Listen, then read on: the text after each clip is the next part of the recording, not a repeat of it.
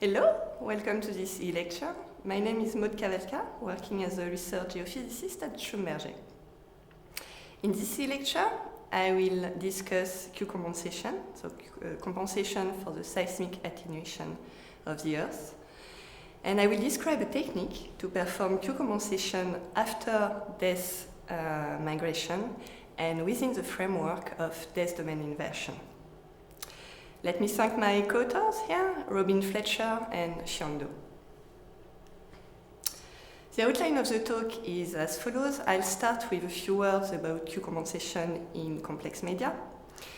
Then we will review briefly what is death domain inversion, that you may also know as image domain least square migration, or else migration deconvolution. And I will show you how to account and correct for Q within this framework. Then we'll have a look at some results using the BP274Q complex synthetic. And I will discuss a few practical aspects of the approach before concluding. So seismic attenuation. Seismic attenuation is an interesting aspect of seismic propagation. Interesting yet challenging. It involves phenomena such as dispersion and dissipation, which are both frequency dependent. So dispersion distorting the phase of our seismic signal, phase rotation, phase shift, and dissipation leading to amplitude losses, all the more important as the frequency increases. So in this context, Q compensation attempts at correcting for those effects and at restoring the wavelength we would have in a non-attenuative media. Now, for a very long time, Q compensation has been done by assuming a constant Q in the subsurface, an homogeneous Q. Not that we didn't know that this assumption was erroneous, of course, but simply because Q compensation is a very tricky problem to deal with. Yet, in highly heterogeneous media, if you have, for instance, gas trapped in the overburden, homogeneous Q reaches its limit, obviously. And we end up with low resolution, dimmed amplitude, and shifted events in our seismic images. We also end up with strongly distorted amplitudes in our pre-stack gathers, potentially biasing the AVO-AVA response. So to tackle the attenuation problem properly, we have to go beyond the homogeneous Q processing and rely on more sophisticated algorithms that can handle the spatial variations of Q. And of course, handle them in a pre-stack fashion. One way to do so, which has raised a lot of attention within the past decade, is to regard the Q compensation problem in a deterministic way. This involves considering Q as an Earth property and trying to derive a 3D Q model of the subsurface. And this also involves simulating and compensating for the Q effects as the wave propagates. And here, by Q effects, again, I mean effects on the phase, on the amplitude, and on the overall resolution of our seismic images.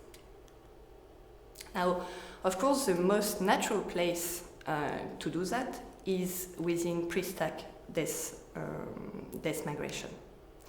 Hence, the recent development of Q migration or QPSDM techniques that integrate Q compensation within the death migration operator and deliver Q compensated images. Q migration schemes have been developed for ray-based migration, so Kirchhoff migration, beam migration, as well as wave extrapolation migration, such as WEM one-way, or more recently, reverse time migration. Now, one characteristic of seismic attenuation is that it makes most of our seismic attributes complex. So the velocity becomes a complex quantity, so does the wave number, the travel time, and so on and so forth. And while it's relatively easy to account for those complex quantities in the context of ray-based propagation or wave field extrapolation in the frequency wave number domain. It's a little bit more difficult to handle in algorithms that propagate the wave field in the time domain. So we will come back on that point a little bit later, but you can already see from the list of QRTM papers shown on the right, list which is far from exhaustive, by the way, that considerable work has been carried out to derive Visco-acoustic equations under various approximations in order to try and come up with accurate yet stable and performant QRTM algorithms. So rebased Q migration and QM, pretty much well established, I would say. QRTM, still an active area of research. Now we can think of going one step further and integrating Q compensation within a least square migration scheme to derive better amplitude deconvolved image expected from least square migration that are also fully Q compensated. Some authors have proposed to do so within least square reverse time migration. And in their scheme, the process is implemented in the data domain. The inversion is carried out in the data domain. Instead here, what we propose to do, and this is the topic of this e-lecture, is to perform the inversion in the image domain. So we're going to implement a least square reverse time migration scheme that compensates for Q effects in the image domain, which has several advantages, as we will see in a minute. All right, so we are in the context of least square migration, where the data can be regarded as a result of a linear modeling operator applied to a reflectivity model. The migrated image is then defined as a result of a migration operator, which is usually the adjoint of the modeling operator, applied to the data.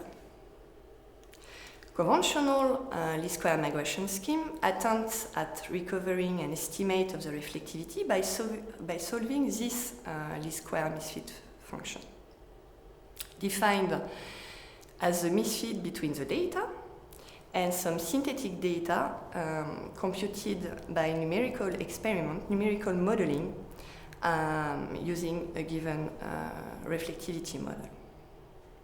This problem is usually solved through conjugate gradient solvers and relies on a series of modeling and migration numerical experiments. Now, if we combine the first two expressions, we also see that the image is linked to the reflectivity through operator H, defined as a response of the modeling and the migration. So we see that if we can get a sensible estimate of the operator H, we can try to recover the reflectivity directly from the image. For instance, by solving the least square inverse problem shown here, where the misfit function is now defined as the misfit between the migrated image and a synthetic image derived by convolution of the blurring operator with a given reflectivity model. It can be solved as well with a standard conjugate gradient solver, but this time relying on repeated application of the blurring operator and its adjoint. A discussion about how data domain and image domain least square migration schemes relate to each other can be found in a recent TLE paper from Fletcher et al. Now again, if we want to implement an image domain least square migration scheme, also called des domain inversion, we need to be able to get a sensible yet tractable estimate of our blurring operator. One way to do so is to compute its impulse response to a set of point scatterers in the subsurface.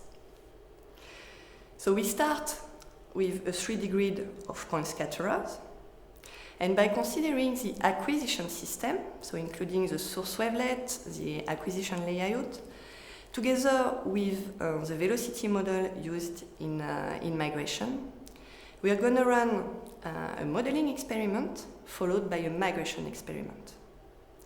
We end up with a blurred version of our original point scatterers that are called point spread functions, or PSFs, where the blur here effectively captures the deep dependent illumination effects due to the acquisition system or due to the complexity of the velocity.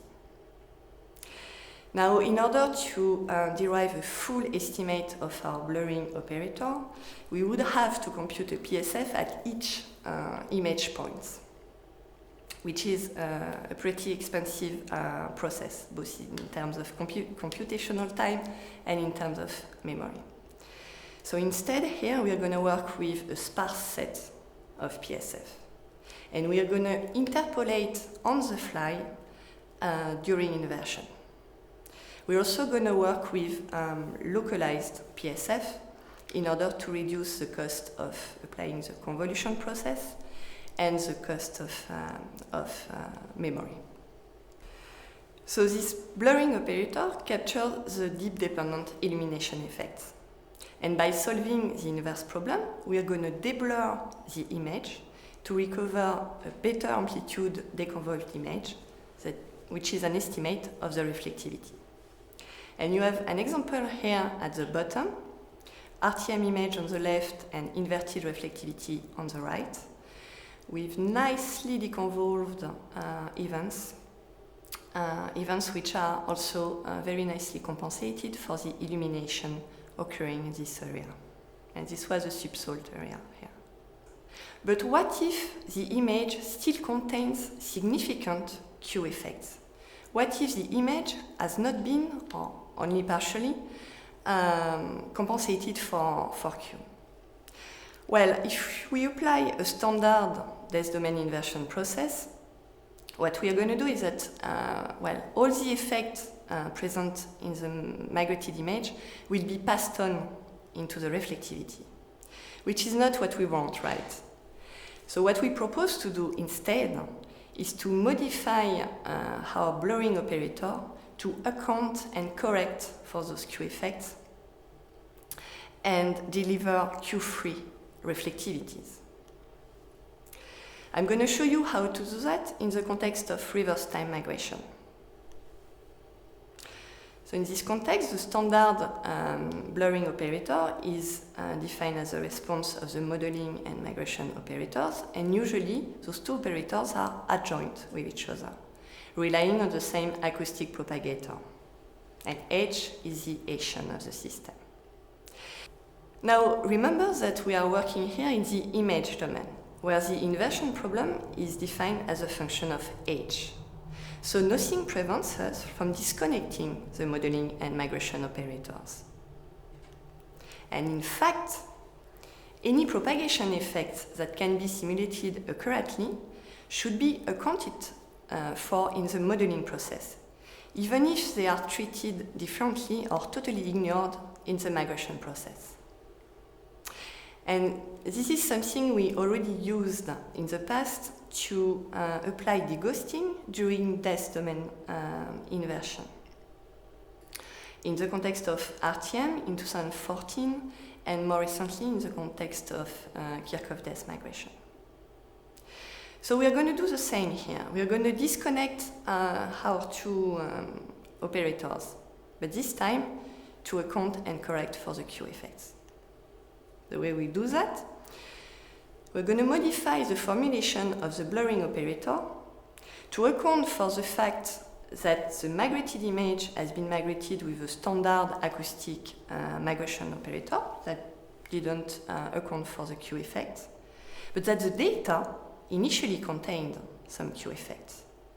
So in other words, we are going to inject Q into our modeling operator and define a new blurring operator as a combination of an acoustic propagator, acoustic migration propagator, and a visco-acoustic modeling propagator. Now, let me stress at that point that when amplitude Q compensation is applied during the propagation of the wave field, as it's done in QRTM and in most of LSRTM schemes, the propagation is prone to high wave number noise amplification or high frequency noise amplification. And in particular, when propagating the wave field in the time domain, severe instabilities can occur. And this requires careful regularization in order to stabilize the propagation. Now, when running death domain inversion and relying on the visco-acoustic blurring operators that we've just defined, because here we are only simulating the Q effects, we are not trying to compensate for them yet, the propagation remains always stable and doesn't require any explicit regularization. In fact, the regularization is actually deferred to the inversion stage.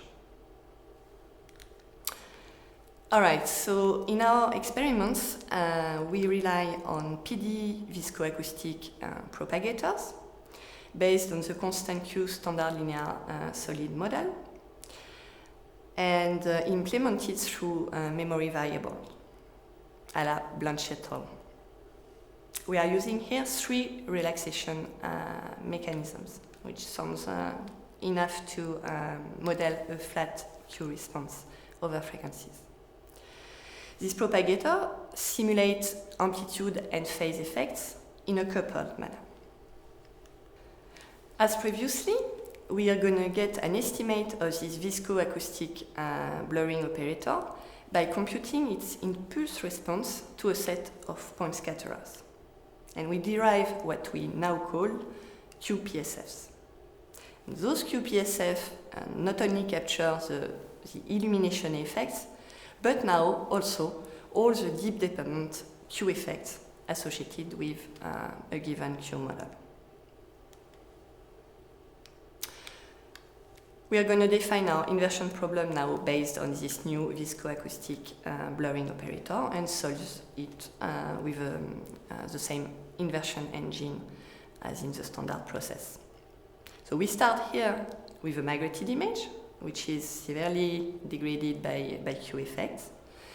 We compute our visco-acoustic PSFs and derive an approximate of our viscoacoustic blurring operator.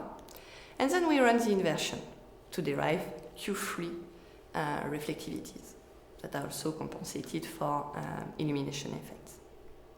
And this is our final product, really.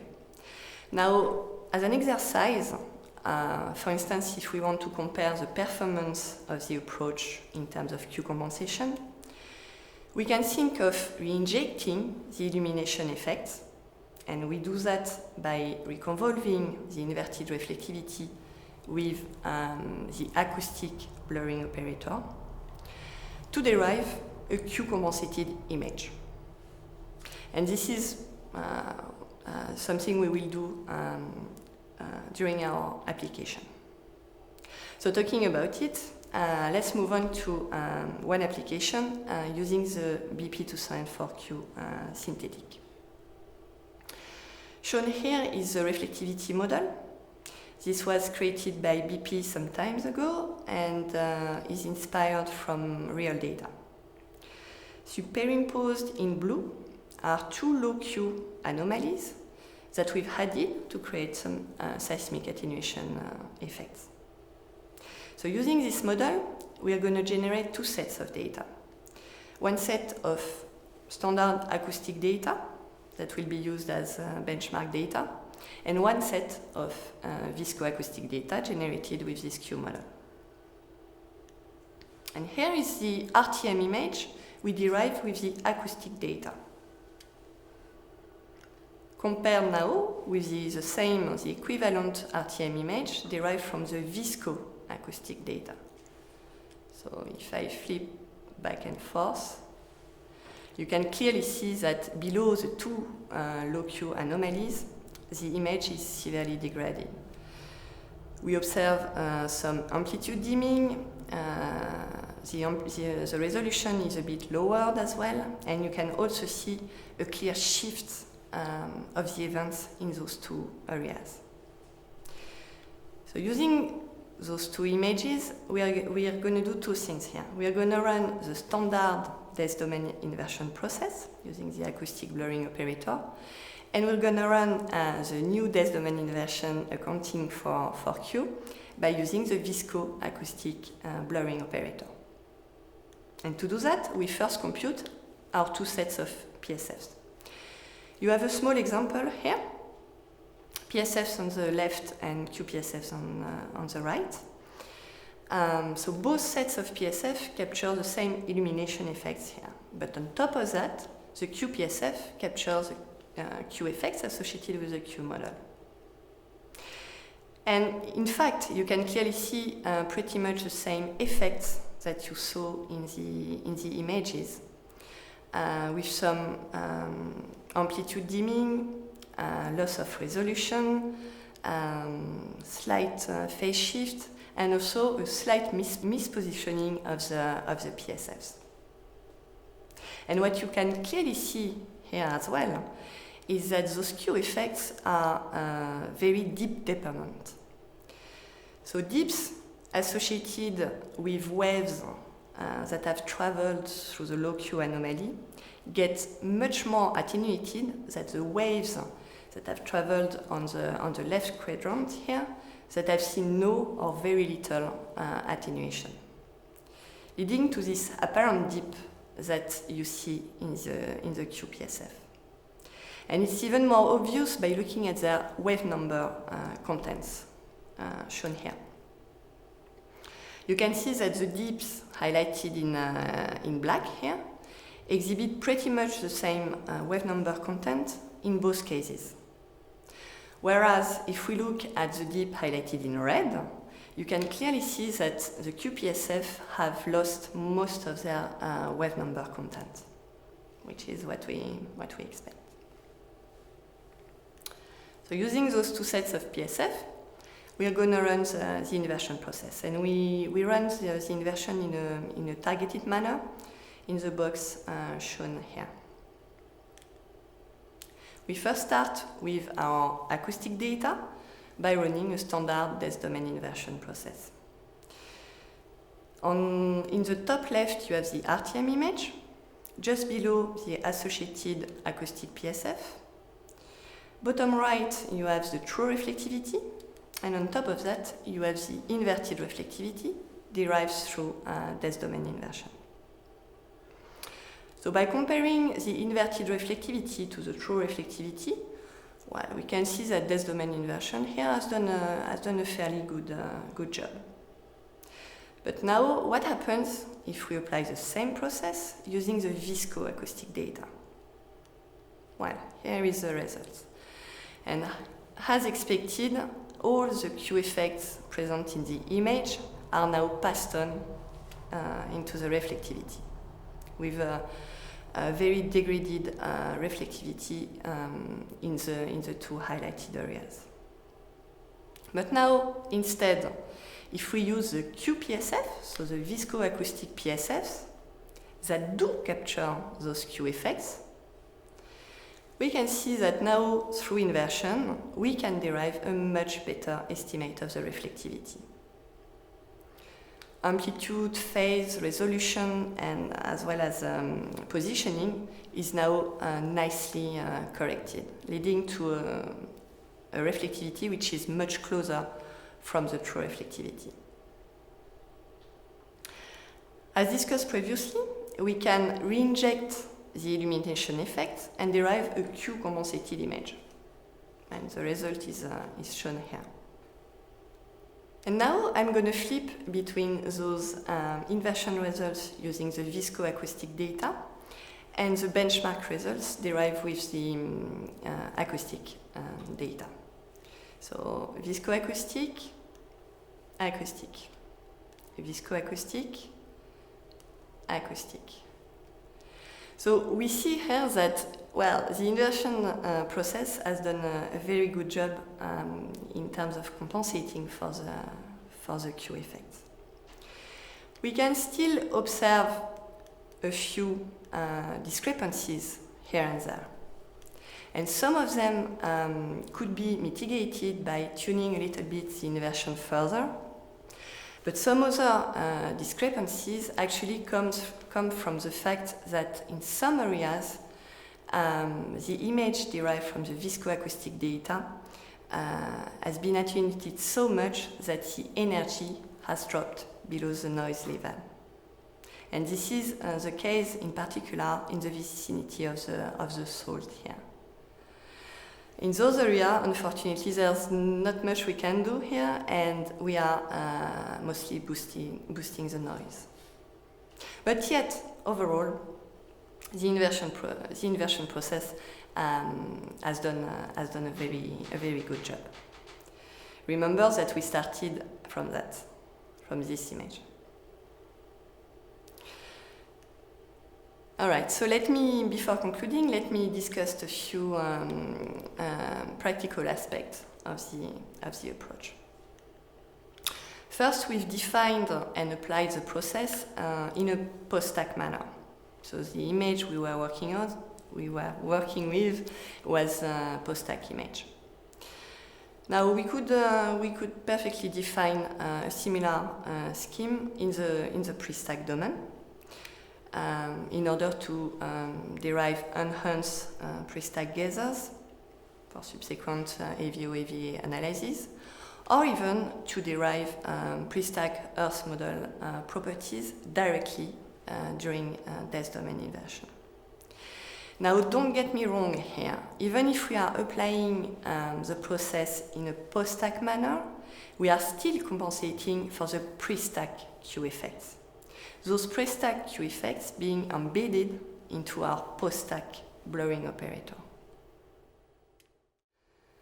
The second point I would like to make is that so far we've defined the inversion problem in terms of image misfit.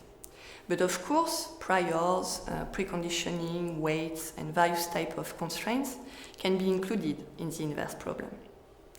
And because we are working here in the image domain, the definition and tuning of those constraints is relatively is facilitated, I would say. Now, as in any Q compensation problem, the approach is prone to noise amplification.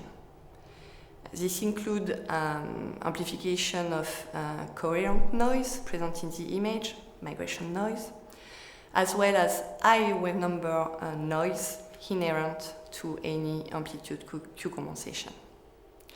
So while the latest is mostly controlled through the number of iterations, so we stop the process when we start to boost those high wave numbers, sometimes, if necessary, spatially variant weights can be used to preclude any high wave number noise amplification while ensuring that the image is properly Q-compensated and deconvolved everywhere. The use of spatially variant weight together with some preconditioning, such as shaping regularization, for instance, can also help to mitigate other type of noises present in the image. And this is actually something we used when working with field data. Now also here, because we are working in the image domain, the approach is easily targeted to localized area. So for instance, localized reservoir targets under a complex attenuative overburden, containing lots of gas pockets, for instance. And finally, the approach is suitable for full or residual Q compensation. By using a residual Q model, if the image has been partially Q compensated for some Qs, or by doing amplitude only or phase only Q compensation, if the image has been partially compensated for one of those effects, phase only or amplitude only.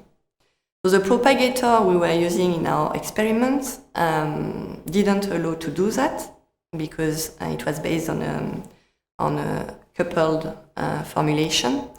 But any propagators that enable to decouple the amplitude and phase effects could be used in the approach, offering even more flexible workflows. What about cost? Well, the cost of the approach includes obviously the cost of generating the QPSFs, and usually this involves only one visco-acoustic modeling and one acoustic migration, together with the cost of running the iterative deconvolution, which is a fairly cost-effective process. So compared to the standard Des domain inversion process, the additional costs stand in the visco part of the process, which involves only a fractional increase. Also, the approach is very likely to be more cost-effective than data domain QLSRTM schemes, which are based on repetitive migration and modeling numerical experiments at each iteration. Now, of course, the accuracy of the Des domain inversion approach will depend on the accuracy of the velocity model, as in a standard process, but also here on the accuracy of the Q model. But let me mention here that the process is not more sensitive to the quality of the Q model than any other Q compensation approaches. The accuracy also depends on the quality of your visco-acoustic propagator, as well as the grid you've used to sample your QPSF. So the sampling of the grid is an important parameter here. And of course, on the interpolation schemes you are relying on to interpolate PSF where you don't have any. All right, so let me conclude here. So instead of modifying the migration process to account for Q, or to correct for Q, we implement a scheme that simulates the Q effects and correct for them through inversion, hence deferring the amplitude regularization to the inversion stage. The approach is formulated as a least square migration scheme implemented in the EAGE domain and relies on a standard acoustic migration and on a visco-acoustic modeling. It's applicable to any RTM propagators and more generally to any Des migration processes. And it provides fully deconvolved images that are not only Q compensated, but also compensated for the illumination effect and the wavelet stretch effect. We've applied the process on various synthetics and field data and derived encouraging results. So we think that this approach has definitely some merits, in particular for targeted Q compensation problems. So this concludes this e-lecture. The next couple of slides list a few references, so don't hesitate to stop the video should you be interested in further reading. So here is page 1 of 2, and here is page 2. With that, let me thank the EAGE e-learning series for this opportunity. Let me thank Schlumberger for permission to publish this work, together with a few colleagues at Schlumberger, James, Michel, Anthony, Laurence, Dave, Rob, and Craig. Thank you also to BP and Frédéric Billet for providing the original 2004 BP model.